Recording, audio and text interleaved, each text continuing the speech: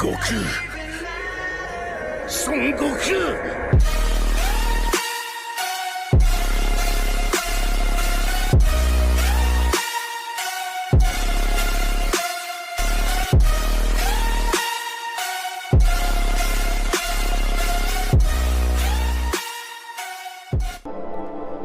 कहानी की शुरुआत होती है उस दिन से जिस दिन गोकू पैदा हुआ था। गोकू के पैदा होते ही बारडॉक और जीने ये बात नोटिस करते हैं कि उनका बेटा कैकरॉट बाकी के सेन बच्चों से काफ़ी ज़्यादा पावरफुल है और इसलिए बारडॉक नहीं चाहता था कि किंग वेजिटा को उनके बेटे के बारे में पता चले। इसलिए बारडॉक ने अपने बेटे को एक लो क्लास सेन बताया। उसके बाद बारडॉक गोकू को लेकर अपने घर पर चला जाता है और उसे किंग वेजिटा से छुपा कर रखता है। रेडिट्स इस बात से काफ़ी ज़्यादा खुश था कि उसका भाई कितना ज़्यादा पावरफुल है। एक दिन रेडिट्स को एक मिशन के लिए बुलाया जाता है और उसी वक्त बारडॉक को एक स्पेसशिप नजर आता है जो कि उनके प्लैनेट के करीब आ रहा था।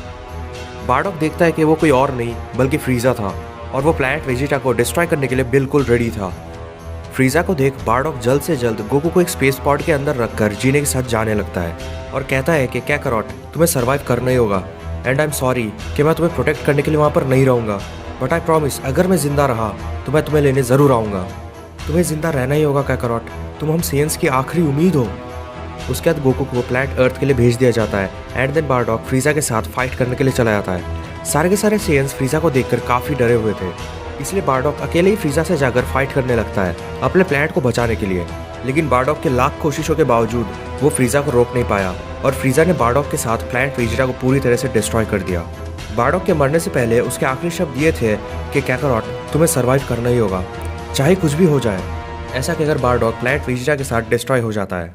उसके बाद हमें प्लैनेट अर्थ को दिखाया जाता है जो कि काफ़ी शांत था। तभी किसी एक जगह पर एक स्पेस पॉड लैंड होता है। उस स्पेस पॉड से एक बच्चे की रोने की आवाज़ आने लगती है।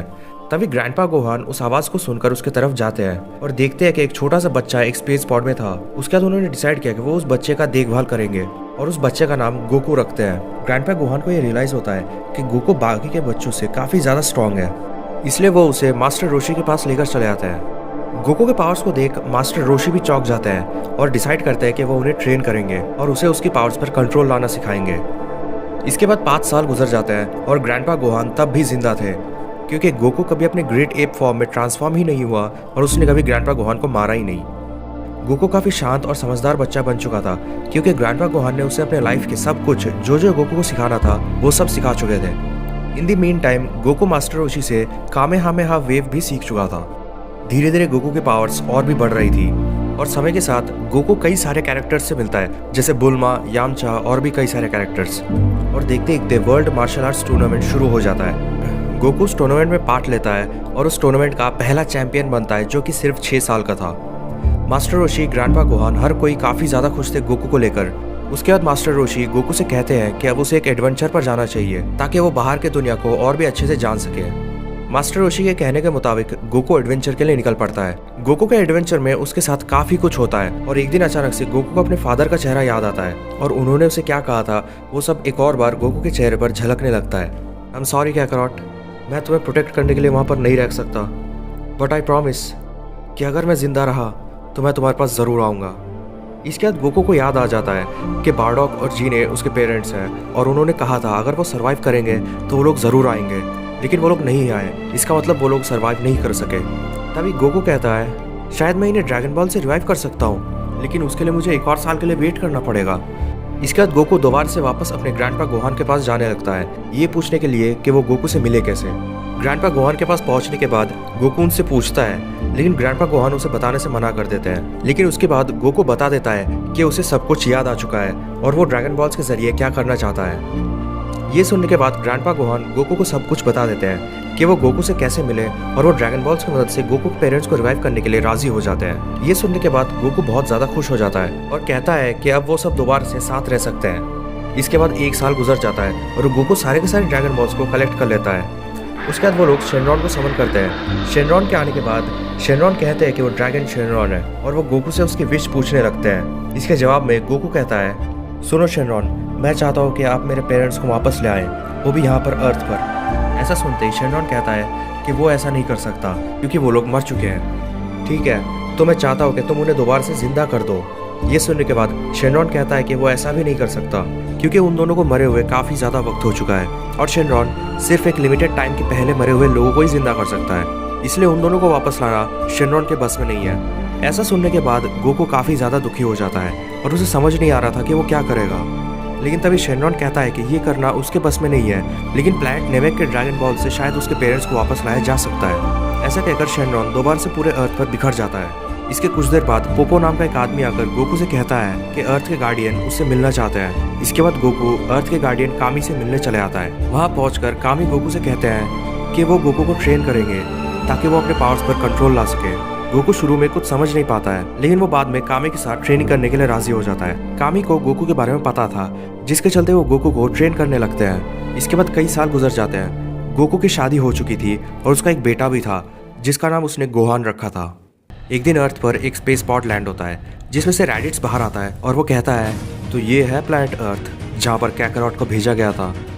ऐसा कहकर वो अपने स्काउटर का यूज़ करते हुए गोकू को ढूंढने की कोशिश करता है और उसे दूर दो स्ट्रॉन्ग पावर लेवल्स नजर आते हैं, लेकिन वो दोनों रैडिट्स के लिए काफ़ी कमज़ोर थे।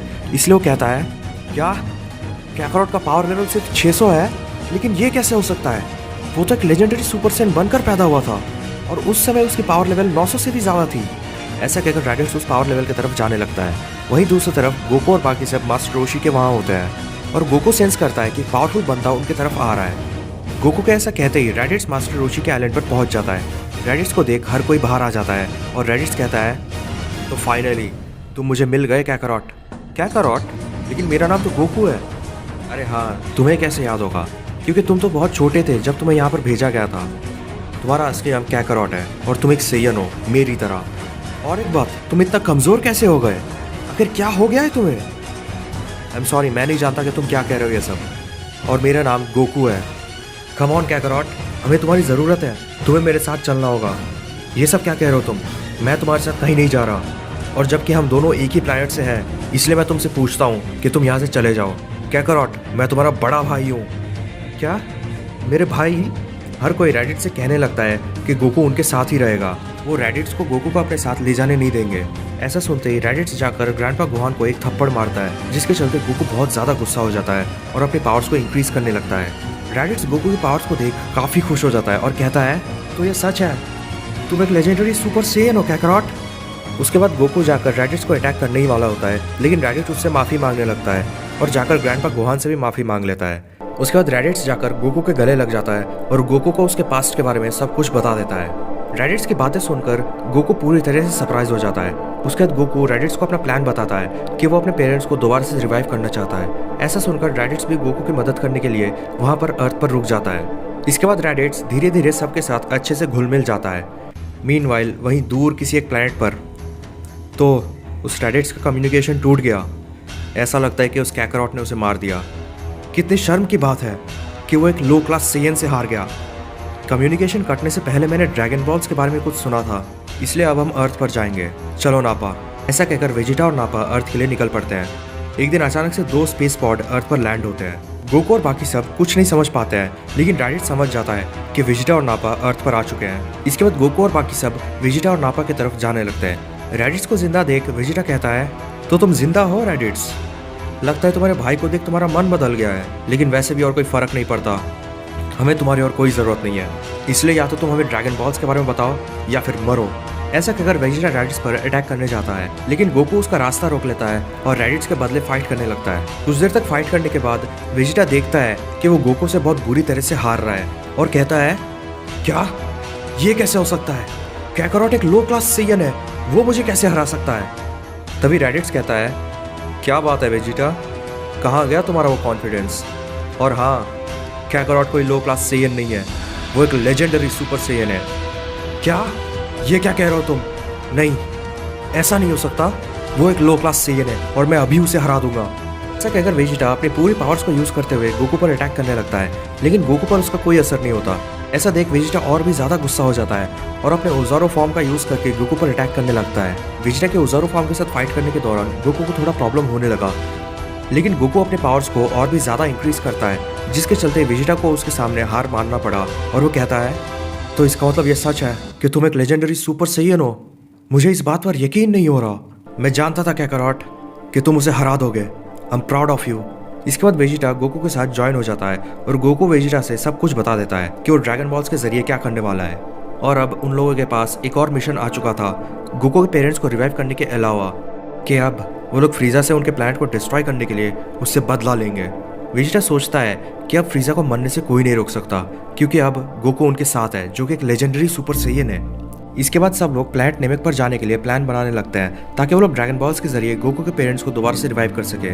इसलिए बुल्मा एक स्पेसशिप बनाती है और वो लोग प्लैनेट नेमेक के लिए निकल पड़ते हैं। प्लैनेट नेमेक पर पहुंचने के बाद वो लोग ड्रैगन बॉल्स को ढूंढने के लिए निकल पड़ते हैं, लेकिन तभी अचानक से फ्रीज़ा भी प्लैनेट नेमेक पर आ जाता है। फ्रीज़ा को पता नहीं था कि वेजिटा और बाकी सब भी प्लैनेट नेमेक पर थे, लेकिन प्लैनेट नेमेक पर लैंड होते ही फ्रीज़ा को वेजिटा और बाकियों की सेंस हो जाती है और वो तुरंत उनके तरफ बढ़ने लगता है। और वहीं दूसरी तरफ वेजिटा को भी सेंस हो जाता है कि फ्रीज़ा उनके तरफ आ रहा है। फ्रीज़ा के पावर्स को सेंस करके डेंडे काफ़ी ज़्यादा घबरा जाता है और वो गोकू से रिक्वेस्ट करता है कि वो फ्रीज़ा को उनके प्लैनेट को नुकसान पहुंचाने ना दे। गोकू उनकी बात मान लेता है और जाकर फ्रीज़ा से फाइट करने लगता है। गोकू और फ्रीज़ा का फाइट काफ़ी ज़्यादा इंटेंस था।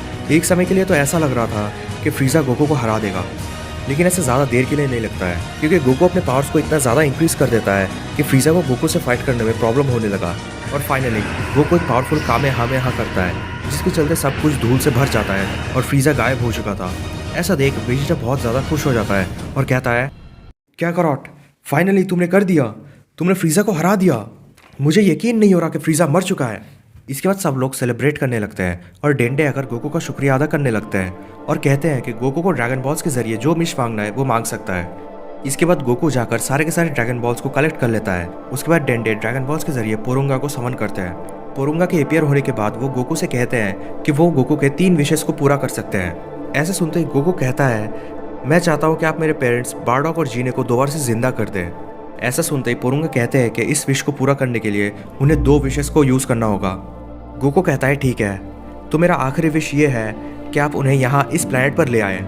ऐसा सुनते ही पोरुंगा अपने पावर्स का यूज़ करते हुए गोकू के विश को पूरा कर देता है और वहाँ से चला जाता है। गोकू देखता है कि उसके पेरेंट्स बारडॉक और जीने दोबारा से जिंदा हो चुके हैं। बारडॉक, क्या हम दोबारा से जिंदा हो चुके हैं? मुझे भी ऐसा ही लग रहा है, लेकिन ऐसा कैसे हुआ? ऐसा कहते ही वो दोनों दाएं तरफ मुड़ते हैं और वो देखते हैं उनके बेटे गोकू और रेडिट्स। उन दोनों को देख बारडॉक कहता है, जीने, क्या तुम वही देख रही हो जो मैं देख रहा हूँ? हाँ, मुझे यकीन नहीं हो रहा। क्या करॉट, रेडिट्स। उन दोनों को देख बारडॉक और जीने उनके गले लग जाते हैं और खुशी के मारे रोने लगते हैं। तभी रेडिट्स उन्हें बताता है कि वो कैकरॉट है जिसने उन्हें दोबारा से जिंदा किया है और वही है जिसने फ्रीज़ा को हराया है। ऐसा सुनकर वो लोग काफ़ी ज़्यादा सरप्राइज हो जाते हैं और उन्हें अपने बेटे पर काफ़ी ज़्यादा गर्व होने लगता है। तभी बारडॉक कहता है, मुझे यकीन नहीं हो रहा कि मैं इतने सालों बाद दोबारा से अपने फैमिली के साथ हूँ। लेकिन तभी अचानक से एक की ब्लास्ट गोकू की तरफ आने लगता है, लेकिन पिकोलो गोकू को वहाँ से हटाकर खुद उस ब्लास्ट का शिकार हो जाते हैं। सब लोग ऊपर देखते हैं तो उन्हें फ्रीज़ा नजर आता है, जो कि काफ़ी ज़्यादा जख्मी हालत में होता है। फ्रीज़ा को देख गोकू कहता है, क्या फ्रीज़ा, वो जिंदा कैसे है? मुझे लगा था कि मैंने उसे मार दिया। बारडॉक भी फ्रीज़ा को देख काफ़ी ज़्यादा गुस्सा हो जाता है और तभी फ्रीज़ा कहता है, और अब मैं तुम सबको दोबारा से मिटा दूंगा, यू डैम सेयंस। ऐसा कहकर फ्रीज़ा दोबारा से एक अटैक करता है, जो कि जाकर रेडिट्स को लगता है और फ्रीज़ा बिना कोई टाइम वेस्ट किए रेडिट्स को गोकू के आंखों के सामने मार देता है। अपने भाई की मौत को देख गोकू अपना पूरा होश खो बैठता है। वहीं बारडॉक गुस्से में पावर अप करके फ्रीज़ा पर अटैक करने ही वाला होता है, लेकिन वो लोग देखते हैं कि गोकू अजीब सा बर्ताव कर रहा है